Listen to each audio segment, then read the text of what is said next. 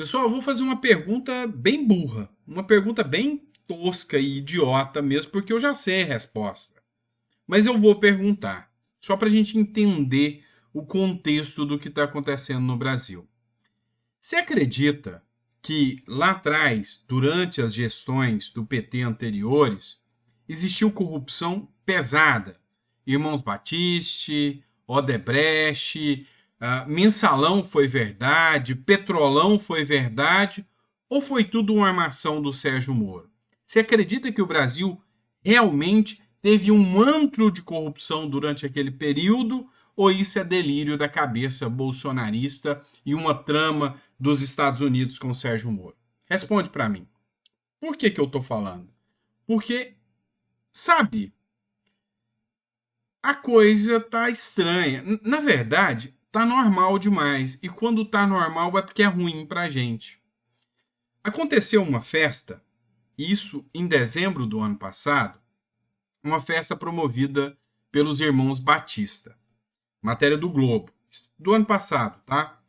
Em dezembro do ano passado, os irmãos Batista, lembra do caso JBS, escândalo de corrupção, condenados? Pois é, eles fizeram uma festa na fazenda para comemorar o aniversário do pai deles. Deu político de tanto lugar que esgotaram os aluguéis de jatinhos lá em Brasília. Foram todos, acho que no Mato Grosso, a fazenda. Esgotou jatinho. E aí, durante um pedaço do evento, acho que foi o líder do governo na Câmara falou que a democracia, a república, voltou à normalidade. Depois, teve também um evento onde os ministros do Supremo Tribunal Federal, os chefes do Executivo, Legislativo e Judiciário, celebraram a volta da normalidade democrática. Poderes celebram a volta da normalidade democrática. Chefes do Executivo, Legislativo e Judiciário enaltecem a harmonia entre as instituições e Barroso, num gesto simbólico, retira as grades que cercavam o STF. Isso aconteceu em fevereiro, tá? Em fevereiro. Então, quer dizer que a República está dentro da mais pura normalidade. Foi o Lula, Barroso e Lira e o Pacheco comemorando que tudo está normal. Sabe qual que é o retrato da normalidade? É esse aqui, ó, o José Dirceu. Queria comentar esse assunto ontem com vocês, não deu tempo. Ontem o último editorial bateu meia hora quase. Mas olha só, Folha de São Paulo. Supremo Tribunal Federal extingue a ação da Lava Jato contra José Dirceu por corrupção. A segunda turma do STF, Supremo Tribunal Federal, julgou extinta a ação contra o ex-ministro José Dirceu por corrupção passiva nessa terça-feira. Ele havia sido condenado no âmbito das investigações da Operação Lava Jato e o colegiado entendeu prescrito o crime e assim o processo é encerrado. O julgamento iniciou-se em março de 2023. Luiz Edson Fachin, relator do caso, considerou que não houve prescrição e votou pela manutenção da sentença, enquanto Ricardo Lewandowski, agora ministro da Justiça de Lula, entendeu que, na data da aceitação da denúncia, o delito estava prescrito, o que invalida a condenação. Já o ministro André Mendonça pediu vista. E aí, agora, por fim, foi extinta a condenação. José Dirceu foi o cara que participou do Mensalão. Foi um dos símbolos do Mensalão. Hoje, segundo o STF, está extinta a ação. E aí, o José Dirceu até falou, vai voltar para a política, sim, claro. A República precisa dele. A normalidade da República precisa dele. Seria justo voltar à Câmara. Justo, tá, pessoal? A palavra é essa, é justo voltar à Câmara, mas só decidirei candidatura em 2025. Diz Dirceu, depois de ter a pena extinta pelo STF. Vocês entenderam que o que foi extinto foi a pena, não foi nem a condenação. Foi a pena extinta pelo Supremo Tribunal Federal. Às vezes eu até paro para pensar um pouco. No Brasil, qual dos dois? É melhor você ser idiota ou corrupto? Outra pergunta idiota que eu estou fazendo. É melhor ser idiota ou é melhor ser corrupto? Falando em idiota, eu vou falar de uma situação idiota. Não estou falando que o cara é idiota, não. Lembra do Mamãe Falei? Pois é, do MBL. O cara era deputado estadual. Ele foi para ganhar clique e like, né? Lá para a Ucrânia. Lá, ele mandou um áudio num grupo de amigos da onça, né? Privado, onde ele falou uma idiotice sem tamanho, de que as ucranianas são fáceis porque são pobres. E por causa disso, ele foi caçado. Por causa dessa idiotice, dessa fala burra e idiota, ele foi caçado. O cara participou do mensalão, tem os direitos políticos reestabelecidos. O Arthur, do Mamãe Falei, depois de ter sido caçado por uma fala particular, privada, que aconteceu dentro de um grupo de WhatsApp que não tem nada a ver com política, ele foi caçado. Ele entrou para reaver seus direitos políticos, o TSE negou e ainda aplicou uma multa de 5 mil contra ele. No caso do José Dirceu, pois é, a pena foi extinta. Prescreveu. Demoraram demais para julgar. É pouco? Você achou pouco? Então vamos lá. Ontem também, o STF deu decisão a favor do Marcelo Odebrecht. Também, Folha de São Paulo, Toffoli anula todos os atos da Lava Jato contra o Marcelo Odebrecht. O Marcelo Odebrecht foi condenado a 19 anos e 4 meses de prisão, fez um acordo de delação premiada onde contou tudo, contou onde o dinheiro estava, devolveu o dinheiro, falou quem fazia parte do esquema, tudo isso aconteceu. O Toffoli anulou as penas e agora o Marcelo Odebrecht pode entrar contra a União pedindo indenização por dano moral, cancelando o dinheiro, pedindo até o dinheiro que ele pagou da propina de volta para ele e ainda pedir dano moral contra a União. A República voltou ao normal, pessoal. Mais plena normalidade. E aí minha pergunta é, foi só um sonho a Lava Jato ou aquilo aconteceu de verdade? E, sabe, não é à toa que as coisas estão acontecendo. Essa semana também o ministro Flávio Dino, ontem, decidiu que 2 desembargadores que participaram da Lava Jato deturparam o poder judiciário e manteve o afastamento de 2 desembargadores mediante uma decisão do CNJ, que é o Conselho Nacional de Justiça. O Flávio Dino disse que os 2 desembargadores representam o que há de pior no judiciário brasileiro. E aí, pessoal? Deu para vocês entenderem o porquê que algumas pessoas realmente ficam revoltados com tudo que acontece no Brasil? Agora, minha dica é, tá, gente, candidata para presidente da República logo, José Dirceu, que nesse país onde o poste faz xixi no cachorro, o Zé Dirceu ainda ganha. E se alguém chamar o Zé Dirceu de ladrão, vai responder processo e tudo mais. Por isso que não pode fazer isso. Sabe, é um nível que se tornou, sabe, as coisas que acontecem no Brasil, que às vezes você olha assim e fala, cara, isso é um filme de ficção, porque não pode. Vamos a outro caso. Olha aqui, o caso do Jean Paul Prats. O cara estava fazendo um bom trabalho na Petrobras, tendo em vista que, sabe, é a gestão PT, é a gestão do governo Lula. O Jean Paul Prats, ele estava fazendo uma espécie de, sabe, um jogo duplo, porque o governo vinha e pedia medidas populistas para ele. Ele falava para o governo, não, eu vou fazer. Mas na hora de fazer, ele falava, se eu fizer isso, eu vou afundar a Petrobras. Ele empurrando com a barriga, falando, não, Lula, eu vou fazer depois, agora não, depois. Pois é, derrubaram o cara e enfiaram uma pessoa lá que vai fazer tudo que o Lula quiser. Só que os vestígios do absurdo ainda fica. Matéria do Conexão Política para você. Mesmo demitido da Petrobras, Prates terá salário mensal de R$ 133 mil até novembro. Você não leu errado, o salário dele era R$ R$ 133 mil. Após ser demitido da presidência da Petrobras pelo presidente Lula, o ex-senador Jean Paul Prates receberá uma compensação mensal de R$ 133 mil até novembro desse ano. Vocês entenderam? Até novembro, 133 mil para calar a boca. Porque se o Prates cair atirando, é ruim para o Lula. Então, 133 mil para você, você vai voltar a ganhar seu salário de senador, você vai ter 133 mil por mês. 133 mil por mês, até novembro. E aí acabou o assunto. Eita seguro-desemprego, rechonchudo esse, né? O problema é que quem paga é você.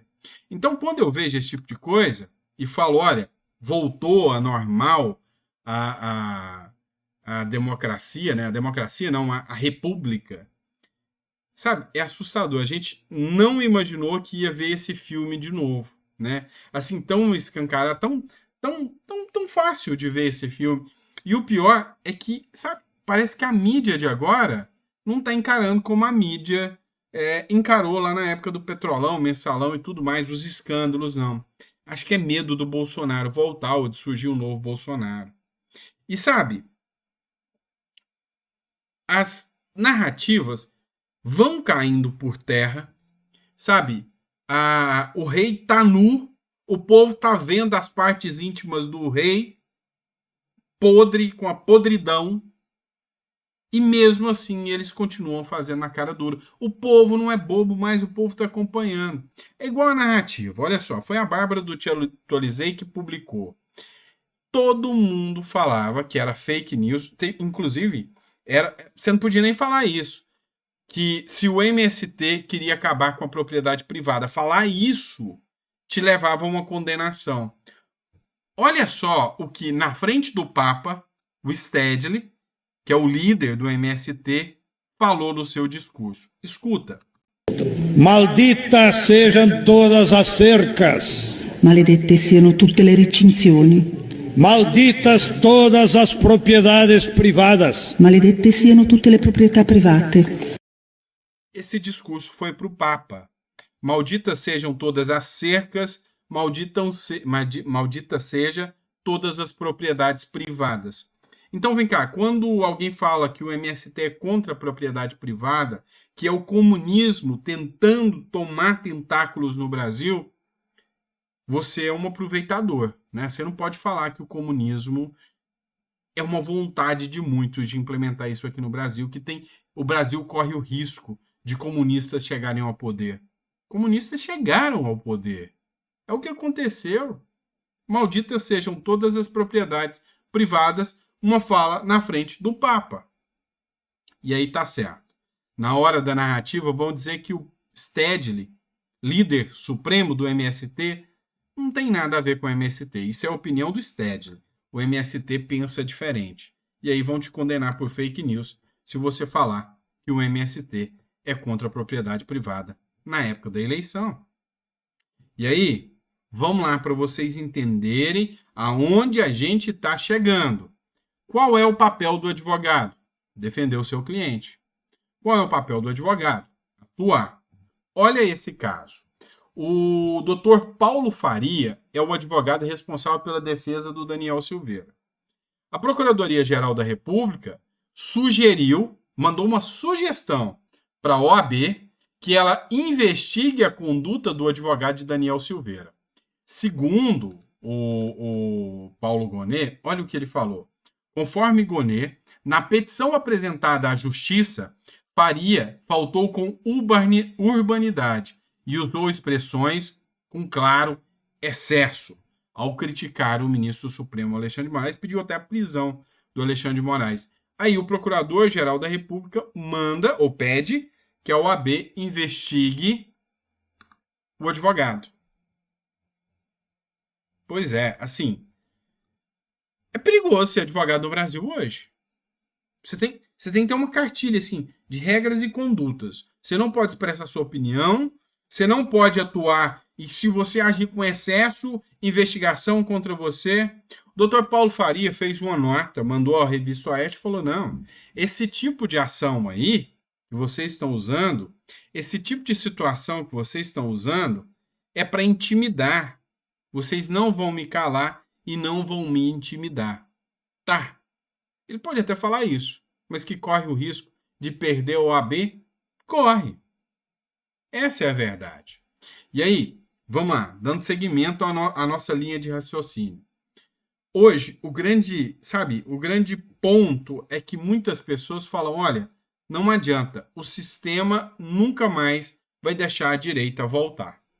E a gente tenta ser otimista, fala, gente, tá vindo uma devassa aí, um tsunami. Eu fiz um vídeo ontem falando, ó, o tsunami chegando. O que é o tsunami?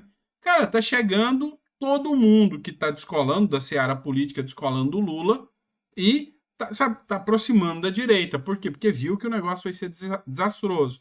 Aí no meio desse contorno todo, me aparece uma matéria como essa. Matéria da revista Oeste.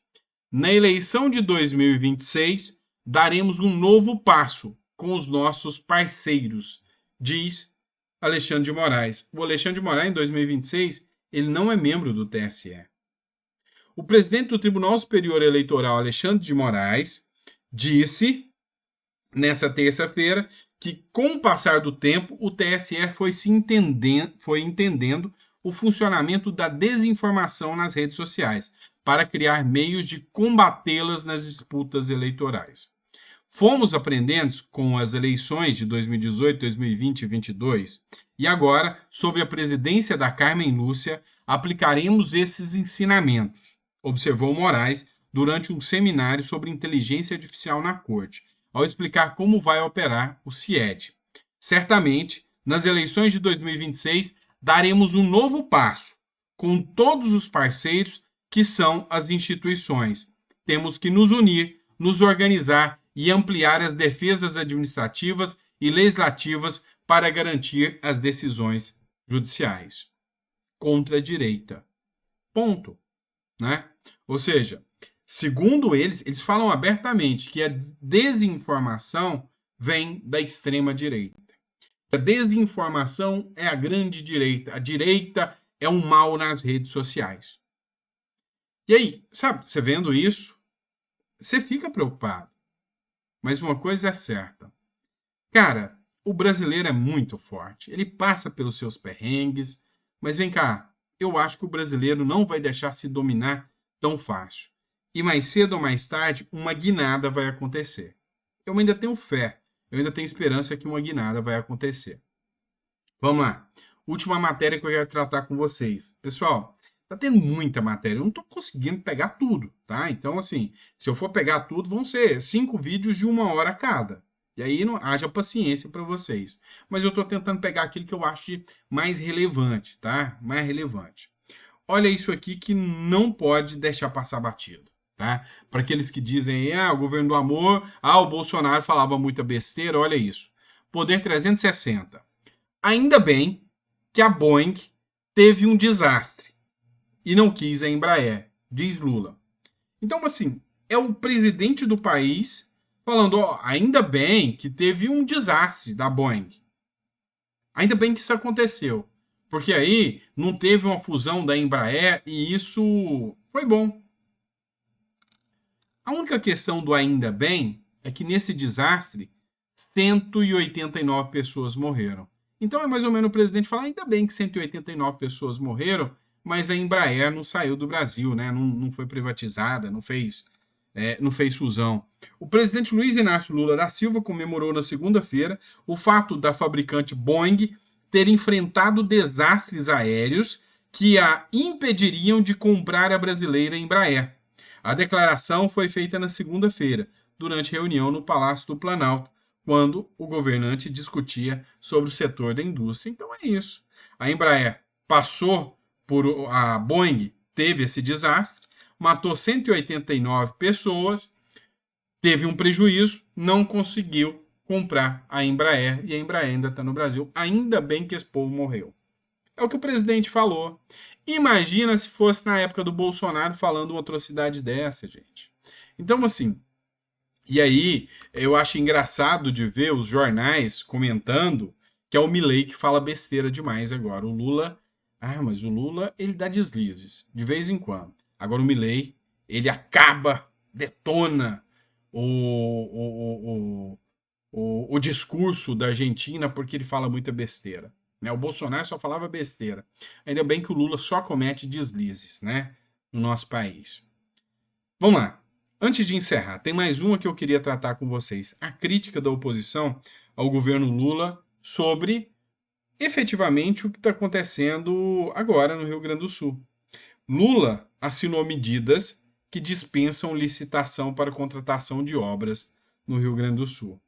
O partido do mensalão, do petrolão, seria capaz de fazer um enxentão? Podemos questionar ou isso também é ataque à democracia? O governo Lula colocou Paulo Pimenta para ser uma espécie de interventor, né? um governador postiço do Rio Grande do Sul. E deu autonomia para que, nessas grandes obras que vão acontecer no Rio Grande do Sul, ele possa contratar sem licitação. Afinal, é tragédia. Então, pode contratar sem licitação. E o engraçado, ou o trágico, é que numa mesma hora, onde a JBS, Odebrecht e todas essas empresas estão reabilitadas para poder ser as contratadas. Inclusive, elas já estão recebendo aí contratos milionários com o governo Lula. Mas é só coincidência, né, pessoal? Como disse o Gil Diniz, deputado, será que o partido do mensalão, do petrolão, seria capaz de fazer isso? Acho que não. Isso é ilusão, né? E por fim, vamos lá, tem mais um. Eu tinha mais 3 que eu tinha separado, só vou nessa ainda. Olha só, matéria da Gazeta do Povo.